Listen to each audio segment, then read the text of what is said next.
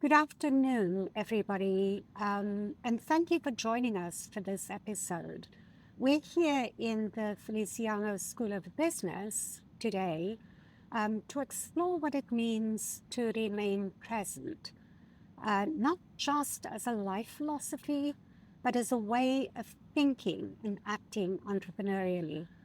Many of our students are learning today that entrepreneurship is as much about mindset as it is about opportunity. And our guest today, Mr. Edwin Feliciano, has built his business around both of these philosophies. We're going to explore with him today why this is so important and how he's used this particular philosophy to shape his business, his life, and ultimately, obviously, his entrepreneurial journey. Before we dive in, I'm going to ask Mr. Feliciano to tell us a little bit about himself and that entrepreneurial journey that ultimately led to this wonderful building here at Montclair State University. Well, like I told you earlier, I'm very honored every time I come to this building. It's just amazing to have my name on it, and nobody else knows me. It's just pretty cool. I walk around. It's a nice feeling. Anyway, I'll tell you a little bit about my background. My dad, when between 5 and 12, 13 actually, um, we had a business. Uh, we used to, I know it's a big business now, right? You would buy stuff, you take an order from somebody, you go to New York, buy it, and then bring it back and sell it, right? We were doing that back then. So between 5 and 12, that's over 50 years easily, if you think about it. Um, so he actually taught me how to deal with all different cultures. That's really, when you're an entrepreneur, you have to deal with everybody. You can't limit your market.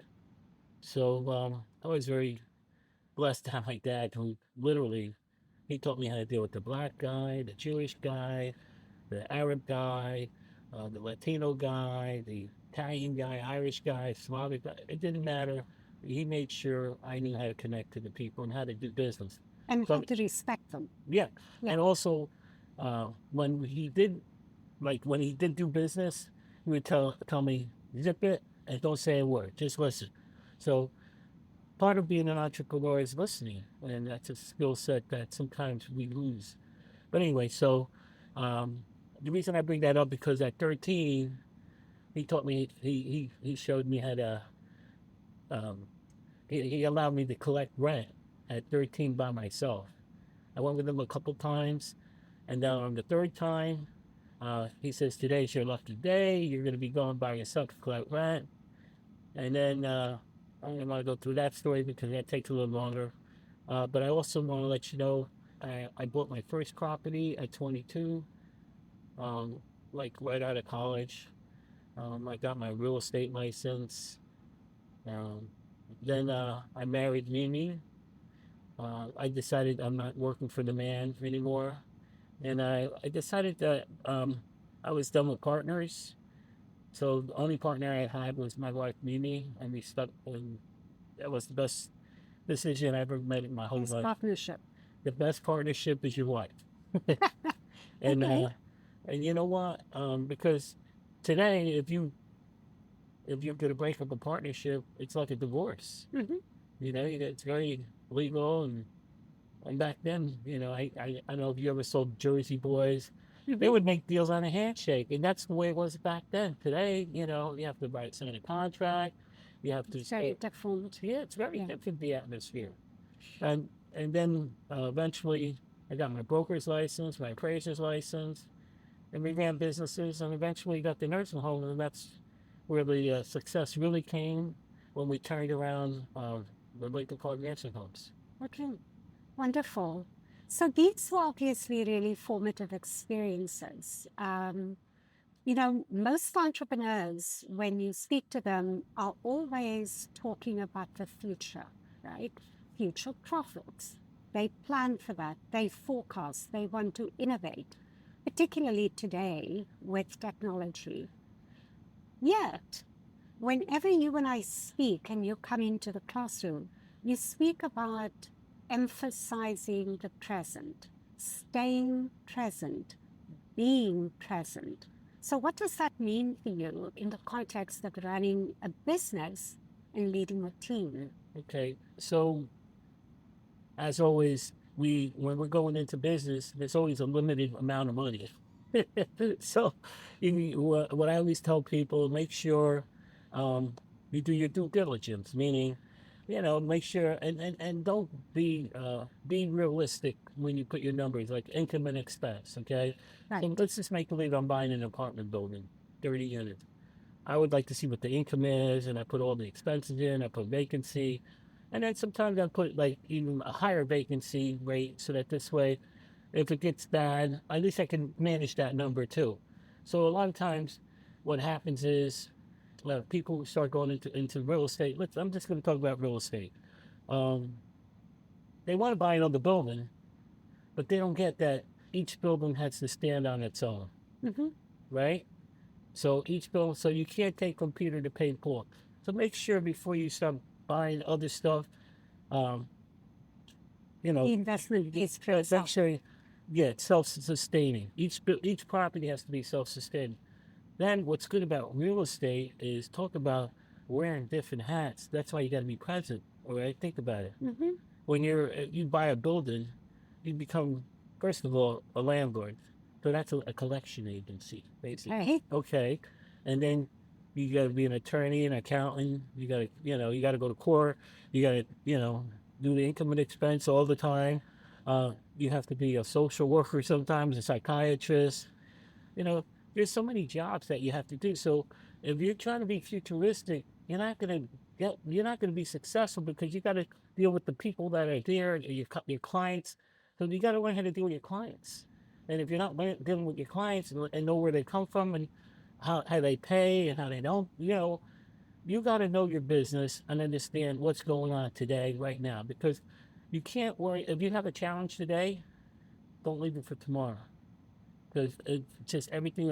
It's like a snowball effect. Becomes bigger. Right. Just continue, keep working your part, and then eventually, as time progresses, time always helps. It heals a lot of wounds. It's like when you're mad at somebody, you don't talk to them for years, but after a while, you talk to them eventually, 10 years down the road, you forget about it. Same thing with the business, but you stay in tune to it because if you start continuing to look for another building and you don't have the money and you forget about the first building, you're going to lose that building, I promise you. So basically, make sure you understand what your investment's all about. Make sure and then on top of that, then you have a team, right? Then you Mm-hmm. got to build your team. So I normally had an attorney that he became a part of my team, an accountant, of course, and my wife and my partner, and then you got employees that you got to deal with. That's another thing. Um, when you build your team, you want to build loyalty. So loyalty is understanding sometimes where they're coming from. Right, and I'm not always right. Sometimes my employer has a better idea. I tell people if somebody's smarter than you, hire them. So you're better off hiring them than. So that's me. That's my personality. I like to hear people out rather Mm-hmm. than, and I don't make judgmental calls. I'm not a hothead. I rather listen and hear what they got to say. So that's part of being present, right? Right. Yeah. Yeah. Being grounded, Yeah. and allowing other people to voice an opinion, Yeah. take that in, and make sense of that within the business. Yeah. And I think the more you learn how to listen to people, because listening is the hardest skill right now for a lot of youth in our in our school, in our society right now. Mm-hmm. They're having a difficult time listening, and I think a lot of it has to do with information. Like everything is instant Mm-hmm. information. Everybody wants to go fast. Instant information, instant coffee. Everything's instant. Everything is instant. Instant pop tarts, whatever. But what I'm pointing out to you, sometimes you got to be patient and have self control, and understand that you're better off taking your time when you're facing today's challenges rather than go, go, go. Just every one day at a time, and we don't You even know, know. it's I'm it's sorry. interesting that when we were walking across campus, we spoke about the fact that if you relate this to going on a journey, when you are not present and you're not patient, sometimes that's when the accident happens. Right. And so I think that really applies to Yeah. making decisions in business as well. Yeah. Because if you think about it, it's like a car. A business is like a car. You learn how to drive it, right? Yeah. You know what to do and what not to do, right? Mm-hmm. So sometimes, most people, get into accidents when they're in a rush. Mm-hmm. Mm-hmm. So you gotta have patience and self control to look at things a different way and say, okay, I'm ready to solve a problem. Right. Like I said, if we're solving problems, right? Like I Mm-hmm. said, I was telling you, I said, I don't just look at it face head on. I'll look at the problem from the back of it, on the sides, underneath it, whatever, and different angles because Thinking about it critically. yeah, you have to Yeah. be very analytical Mm-hmm. about stuff. Yeah. And then and another thing about business, remember I told you about listening? Also, when you're in a room and you have, your associates and whatever, you have to be able to read that room Mm-hmm. because that's also, I don't see a lot of students being able to do that anymore, read a room or even adults. Right. I feel that that's lacking. Like I know where the positive energy. When I walk into a room, I feel the positive energy. I can feel it literally, and I think that's another loss trait that's happening in our society that we're not able to read a room and understand where people are coming from. Right. Right. So when I think of business today, I mean, for me, it's defined by frequent change, particularly entrepreneurship, right? There's a lot of uncertainty, lots of risks. You've had to take lots of risks. I know you've told me this story in depth about how to turn around the nursing home that you purchased.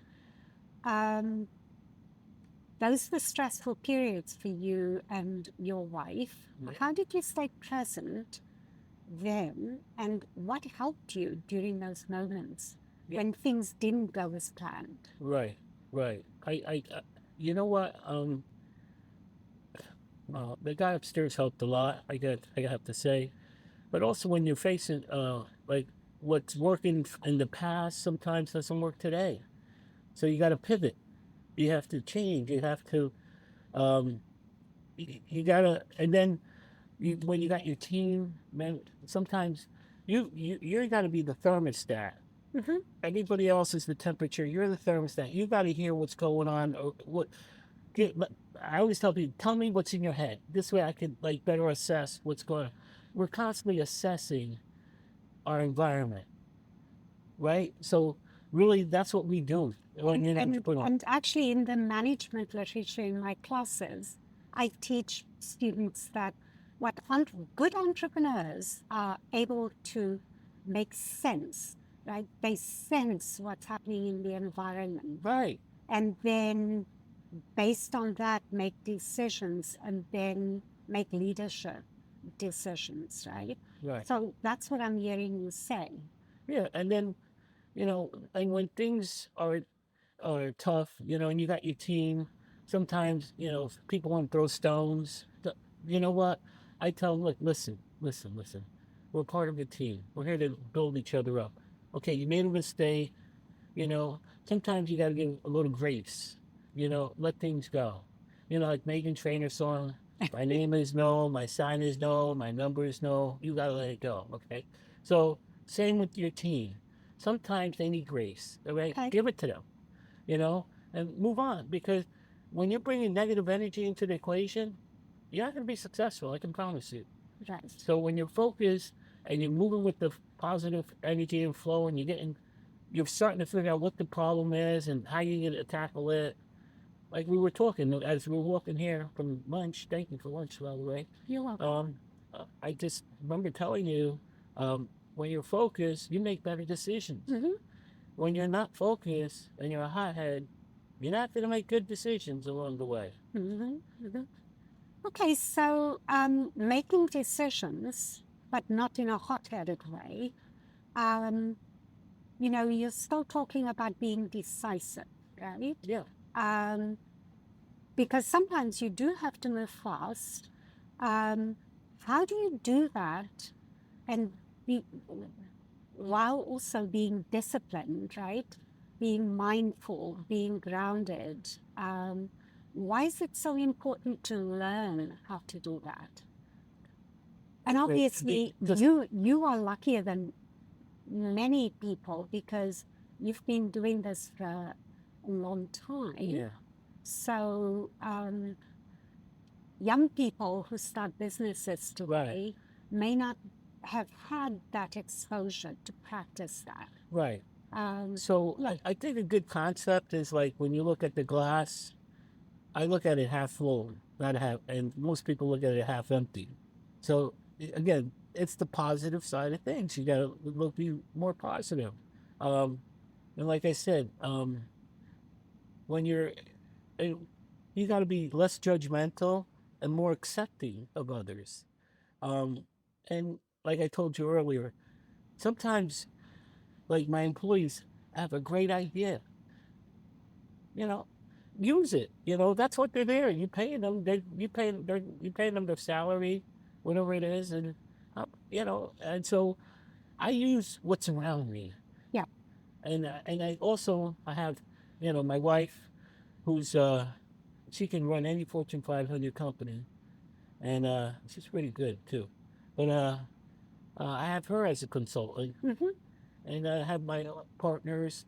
So if I had, but even back then, I had her. I didn't have my other partners, but her and I were discussing late into the night. Sometimes I remember when we were turning around the nursing homes, there was a spell there. We had so many empties. Empty beds. Empty beds. Yeah. Empty beds. We had a 706 bed facility, 120 empty beds. But and I remember I started, and I never was in that business until July of 2001. And then we had 911 happen. And then I remember from September to October 15th, for 45 days, we slept maybe 2 hours because we were trying to figure, 2 hours a night, that is. We were just trying to figure out how we're going to do this, how we're going to let go people. Like we had 750 employees at that time. We had to let go of 50. We had to, close a wing. The union was trying to kind of come in. It just was a sad situation. We had no business coming in. And then October 15th, everything changed. And I went to, like I said, I told you the story before. I went to church the day before, and I gave the Lord my plate. And the next day, and the crazy thing, the place that I got all the business was called South Beach Psychiatric Center. And as you know, I built South Beach at Long Branch. But go figure that one out. And when I got there, I'll never forget, that day, the 15th, that day, the door was wide open. And I could tell you, since that day on, that's the reason I'm here today. Okay. I can tell you that because we turned around that business.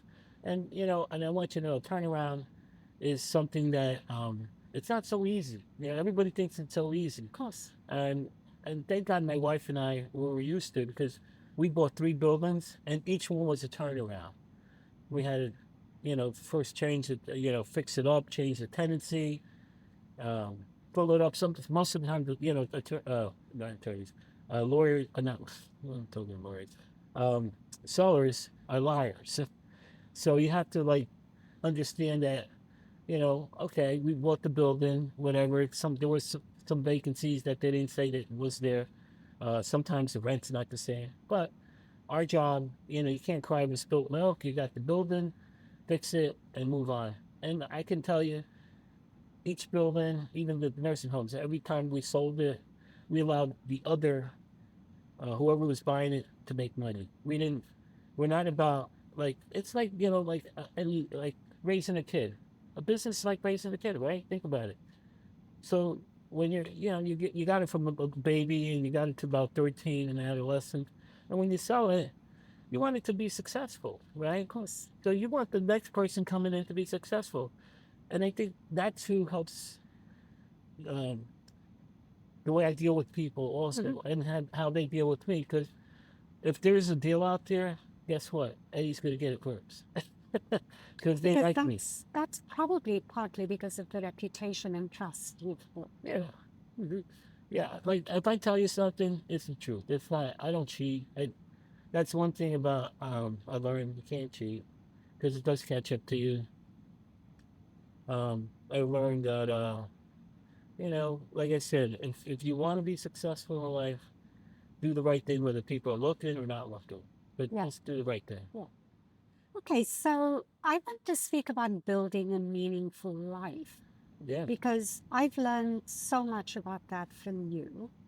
And I think our students intuitively gravitate towards you when I bring you into my classes. They really enjoy hearing about your life as well. So many people think that entrepreneurship is mainly about success and being financially rewarded. From your experience, can you speak about how cultivating an entrepreneurial mindset can help someone also deliberately design a meaningful life? So when I speak about the meaningful life, it's when I look at you, what you and your wife do for communities here in New Jersey, in Paterson, in other parts of the world, the vision that you have for the many philanthropic endeavors you are involved in. For me, that's as much a part of your entrepreneurial journey as your business. So, what does a meaningful life mean to you? Yeah. See, first of all, I think when I walk into your class, what's the first question I always ask? How's your network doing, right? And I always clarify because people think I say net worth, but no, it's net worth. So, and we have to continually make friends, whether they're your local friends or college friends, whatever. Learn how to make friends. And then, second of all, um, once you get blessed and you're successful, whatever, um, you're supposed to bless others, right? So I've always, even when I did turn around with the nursing homes, I remember I had a vending machine business, and I needed, like, and I'm not like trying to brag. We were making lots of money, but and I need more money, like I need a hole in the head. So basically, whatever, and the machines made a lot of money. I had machines in all buildings. It made over 100,000 easily. Let's just put it that way. Um, and believe it or not, all that money, I started giving it away. I would give it like we had support like a team, a softball team. Um, I would help kids youth sports, or help people like sometimes they needed help.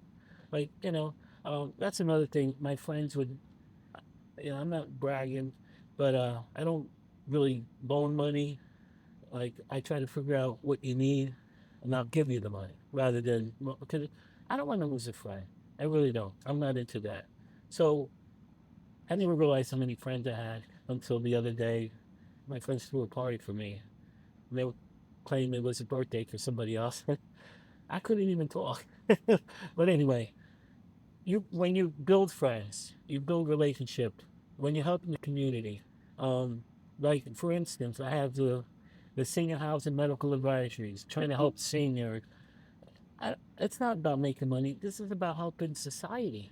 When you start helping society, you really feel good about yourself. I do. I don't know. When I'm helping a team and they're being successful, it makes me feel good. And you know, and you're helping kids. You know, like I told you about the Nifty Lines in Patterson. We went from 155 kids to 350 kids. I mean, 450 kids for the past 5 years. Like I then feel like that's really important to me. Um, so making money is not as important as it was in the beginning, but you can have both. You don't have to just have making money and then, you know, um, I know a lot of miserable people with lots of money Mm-hmm. because they don't know how to have fun. And I think life, it's what you want it to be. If you want to have fun in it, it's up to you. You can Right. have fun. It's you know, some people choose to not have fun. That's your problem. That's not mine. I'd rather have fun and enjoy life Right. and help people. Right. Um, and so normally when you speak to my students, you all always kind of speak about cultivating certain practices, certain, your 10 vitamins. Yeah. Um, Here I want you to speak about a daily practice that Okay. maybe students can use Right. to stay present. Okay. And, if it's something easy that students could try, Right. could you maybe describe what you do? Yes. Yes, I can. Well, the first thing you said, the 10 essential vitamins, and I like to just state them real fast, but I like to talk about what the student should do. Well, first of all, I deal with the 10 essential vitamins of life. So it's called love, joy, peace, patience, kindness, goodness, faithfulness, gentleness, self control, and forgiveness. And I fall short on every single one. But like I told you earlier, like Aerosmith's song, you know, you got to get back up in the saddle again. So you practice that every day. So, um, And I tell, be forgiving towards yourself. yeah, and Don't yeah, beat yeah, yourself up. love yourself. Don't hate yourself. Like really, really, don't be so hard on yourself because a lot of times we're hard on ourselves, and you don't have to be. But anyway, remember I always talk about playing, right? Mhm. Rather when you so can I tell a story about my father-in-law? What happened to me? Okay. So I'm 35, and we still don't have the nursing home. And my wife and I have like 3 buildings. I got 2 young men, 2 boys. One was 2 and 4, and I had the buildings, and I hated Monday. I didn't like Monday. Was a really tough day for me, and I go see my father-in-law, and we would have Sunday dinner, and I'm sitting there, and he had way more problems than I did. And he's in the patio with the awning, and he's smoking a cigar, like no problems whatsoever. And I know he had way more problems than me. So I look at him. I said, Jerry, so how do you manage Monday?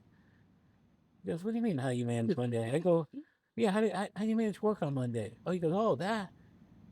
He goes, I never go to work on Monday. I go, what do you mean? He goes, yeah, well, some people they like the boss. They go to work, they like the boss. Some don't like the boss. They like the coworker. Some uh, like their coworkers, and some don't. Some just do to get a paycheck. Some just do it past the time. But I never go to work. So I go, so what do you do, Jerry? He goes, I go to play. So from 35 till today, every day, every Monday, every Tuesday, when I go to play. Because when you go with that attitude, remember, your attitude controls your altitude, right? So my attitude is I'd rather go into, I don't go to work no more. I go to play. And you're a lot more successful when you're playing than if you're going to work with drudgery, right? Okay. So I feel that that's one thing they could do. But then also, I used to, like I said, I was an athlete. So I do a lot of walking or hiking, swimming. So hiking and swimming, you can practice your breathing. You know, that's another thing you could do. Um, let's see what else. Oh, and then I dance. I told you how I dance. Yeah. So I like listening to music and singing, and so there's things that you could do, and it's free. And you could, I think, like as we get older, also for the older group of people who watch it, um, I think stretching is really important because we Hmm. forget that we're getting older, and Hmm. somehow, some way, atrophy sets in. So stretching helps you get longevity in your life, Right. and it gives you quality of life too. Um, but exercise, it's good for you. I Right. really believe it gives you quality of life. Right. But what I'm hearing from you is it's fundamentally about just changing the way you view things, Well, right? And the mindset. Okay, anything else you'd like to comment on I don't know. before we close? No, I think we covered enough things. Right. What do you think? Yeah, the only other idea that I want to raise for any students, particularly because, it's such a stressful time for students currently. And we do know that research points out that a lot of them need to put their devices down. Okay. Um, and I find that uh, that applies across the age groups, right? Okay. Yes. I think it applies to all of us. Yeah. We need to carve out time Right. in our lives Right. where we are not engaged with technology. Right. I mean, it has a place, it's wonderful, Right. but then there are periods when we actually do have to put that aside. Many years ago, my youngest son, was at a college where they had to read a book for an English class called The Sabbath. And it's written by, obviously, it's a Jewish book written by, I'm blanking on the name of the author. But anyway, Well, it's about the Sabbath. And I read the book, and it was an amazing reflection on how it is really important for individuals to define for themselves a day when they are, it's not necessarily a religious practice, but it's a practice where you can be with the people you Yeah. love around Yeah. you. Yeah. And so in my own life, that's what I've cultivated. All right. So on a Sunday, that's what I do. And I try not to drive on a Sunday Yeah. because, living as we do in New Jersey, I spend way too long, many hours, on Route 80. Right. And by the weekend, I really don't want to do You don't want that. to go back on the road. And so I think, the idea of keeping a Sabbath, not as a religious practice necessarily, but as a practice of rediscovering yourself and your relationships. Right. I agree with that 100%. I think my wife and I, Sundays, even Saturdays, we try to make it no work week. We Yeah, try not. family Yeah, focus. family time. Yeah. So that it's important to have family time, and spend time together. And the thing is, you're right about the students. Like today, they're walking around like this with, and I'm saying to myself, how are you gonna get to make friends if you're walking around like this, looking at your phone, and you're not assessing what's around you? You don't know what's around you. You know, um, that's one thing. I think